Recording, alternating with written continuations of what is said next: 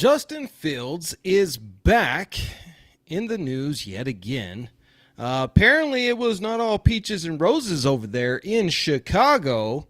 And the Raiders, looks like we made the right move by not going after Justin Fields. Now, there were reports that we did offer like a sixth round pick or something like that. But apparently, that wasn't even really worth it because according to Heavy.com, and some reports that have come out, the locker room was not as peachy keen as everybody was trying to lead on to believe. And so we're going to go over that right now. We're just going to kind of read through this article real quick. This is a quick live today because I just wanted to come on and share my thoughts about this. Being that the Raiders were in here, I see Tony, I see Brian. Salute to you guys. Let's just quickly go over this. Justin Fields drama and why the Raiders dodged a bullet by not trying to get this kid. So it's, again, this is from heavy.com. This is not my opinion or anything. This is just what they are reporting about the problems that they had in there. Quarterback Justin Fields spent his first 3 NFL seasons with the Chicago Bears. And according to a lengthy and detailed expose from journalist Tyler Dunn, Fields' tenure in the Windy City was rocky from the get-go.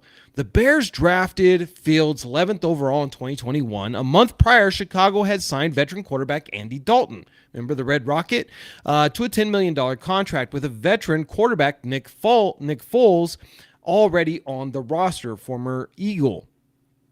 Then head coach Matt Nagy's aim was for Fields to sit behind Dalton that year, but that changed early when an injury to Dalton essentially pushed Fields into making his first career start week 3. According to Dunn, Fields didn't mesh well with the other 2 veteran quarterbacks at all that year and had particular friction with Foles. Now, all the reports that I've ever seen is Foles was one of the nicer guys in the NFL, so this is interesting.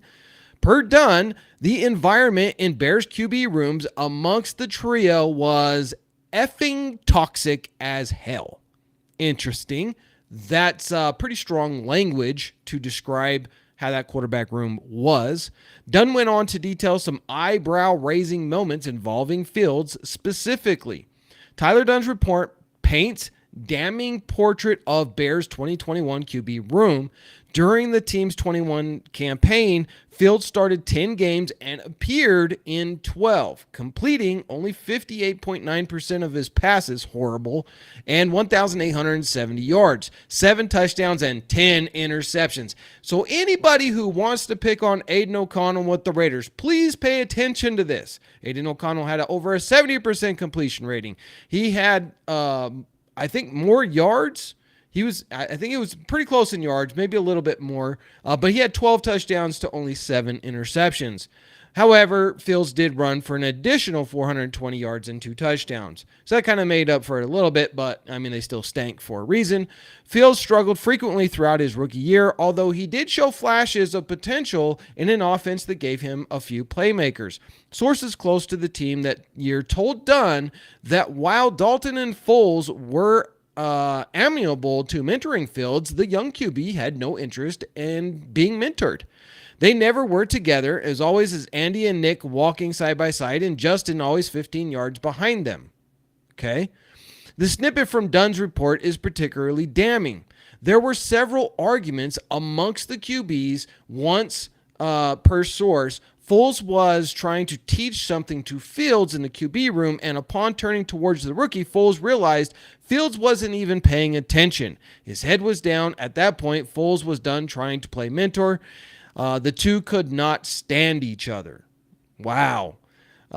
This wasn't the first time someone once connected to the team has made mention of Fields' friction with Foles. Former Bears director of player personnel, Josh Lucas, told Windy City Gridiron Bill Zimmerman in February 2024 that Fields didn't mesh well with either Dalton or Fields, which likely explains why neither vet stuck around for the long.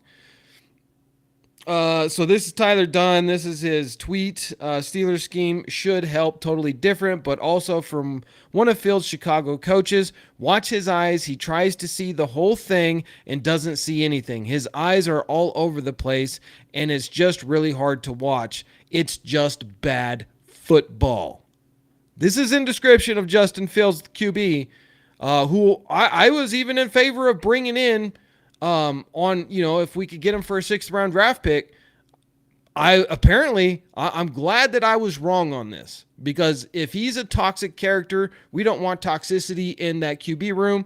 We have a fantastic QB room right now from all intents and purposes, all reports that I've seen. So looks like the Raiders dodged a bullet here, and I'm glad that I was wrong. And like I always say on this channel, I'm wrong at least twice a day.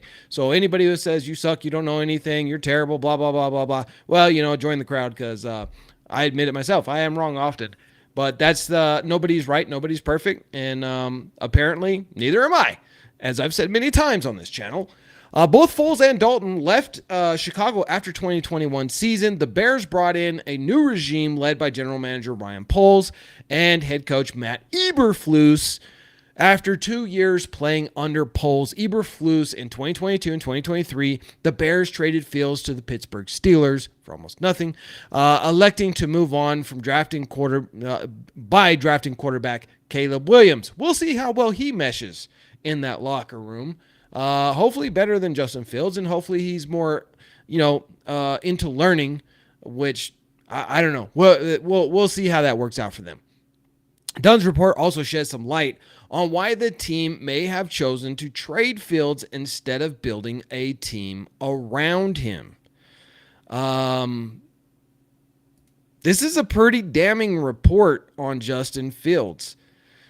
One source plugged into the Bears locker room says that widely held narrative that Fields was a strong leader is inflated, citing the quarterback as a surface level dude who didn't develop authentic relationships with his teammates. He called reports that teammates love Fields bull crap, adding that the quarterback carried himself with an undeserved aura of lacks emotional intelligence for someone who's been a quarterback so long, Dunn wrote. Wow, this is a harsh report on Justin Fields, man. Bears are hoping their streak of bad luck at quarterback ends with Williams, who had this to say on May 10th, to be a great leader, you got to learn how to follow first. So right now, I'm following all the vets. I'm following all the coaches. I'm listening. I'm having both ears open and my mouth shut. We'll know soon enough if Williams can start his career off better than Fields did. Wow, that's a pretty dang harsh report there. And I don't know, guys. What do you think about this? Go ahead and drop a comment down below. I've got to go on a short little trip, so I got to sign out for today. But, man, I just wanted, before I left, I wanted to make sure you guys had something of my face and my aura because I care about all you guys. I actually do.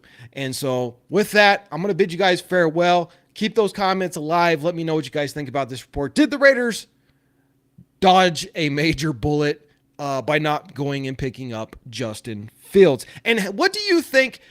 Justin Fields and Russell Wilson, both of these guys are pretty high ego dudes, and they've also now both been described as shallow, surface level kind of guys. Is Justin Fields gonna pair well over there with Russell? Is Russell gonna pair well with him? How do you guys think that's gonna work out? Let me know down there in the comments below, and I'll see you guys when I get back. All y'all have a great day. Let's go Raiders!